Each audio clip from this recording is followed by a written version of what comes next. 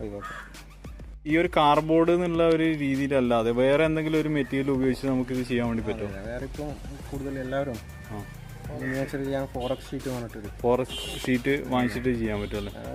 പല തിക്നെസ്സിൽ കിട്ടും. 2mm, 3mm, 4mm അങ്ങനെയൊക്കെ. ഓക്കെ, അതാണ് കാർഡ്ബോർഡിനെക്കാട്ടി നമുക്ക് എളുപ്പമാണ്, ചെയ്യാൻ എളുപ്പമായിരിക്കും അല്ലേ? ചെയ്യാൻ എളുപ്പമാണ്, പെർഫെക്ഷനും കൂടുതൽ കിട്ടും അല്ലേ? കൂടുതൽ കാലങ്ങളൊന്നും അങ്ങനെ പൊടിയാവുന്നല്ലാതെ ഇതേപോലെ കാർഡ്ബോർഡ് ഇപ്പോൾ നനവൊക്കെ അടിച്ചു കഴിഞ്ഞാൽ പെട്ടെന്ന് ഡാമേജ് മോശമായി പോകാൻ ചീത്തയായി പോകാൻ പ്രശ്നങ്ങളൊന്നുമില്ല. അപ്പോൾ വരവേൽപ്പ് എന്ന് പറഞ്ഞ ഒരു പടത്തിലേന്നല്ലേ പറഞ്ഞതല്ലേ? അതെ, ഗൾഫ് മോട്ടോഴ്സ്. അപ്പോൾ ഇതിൽ നമുക്ക് കാണാം KLE 8085 അശോക് ലൈലാൻഡ്.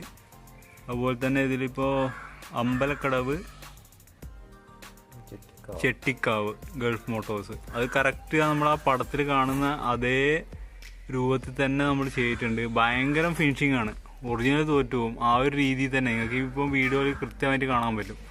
നല്ല പെർഫെക്ഷൻ ഉണ്ട്. കൂടാതെ എനിക്ക് തോന്നുന്നു ഇത് ചെയ്യുന്ന ഒരാൾക്ക് ഭയങ്കര ക്ഷമ ആവശ്യമുണ്ട്. അത് ഇവന് ഏകദേശം നന്നായിട്ടുണ്ട് എന്ന് തോന്നുന്നു. അതുകൊണ്ടാണ് ഇങ്ങനെയുള്ള കാര്യങ്ങളൊക്കെ ചെയ്യാൻ പറ്റുന്നത്. അപ്പോൾ നമുക്ക് ഹബീബിനോട് തന്നെ ചോദിക്കാം അടുത്ത നമ്മുടെ ബസ്സിൻ്റെ ഒരു ഡീറ്റെയിൽസും കാര്യങ്ങളൊക്കെ.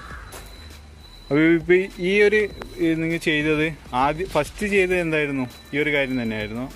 ഇപ്പോൾ ചെയ്തിട്ട് എത്ര നാളായത്? ഇതിപ്പം 3 മാസത്തോളായി. 3 മാസമായല്ലേ ചെയ്തിട്ട്? അപ്പോൾ ഇത് ചെയ്യാനുള്ളൊരു കാര്യം എന്തായിരുന്നു?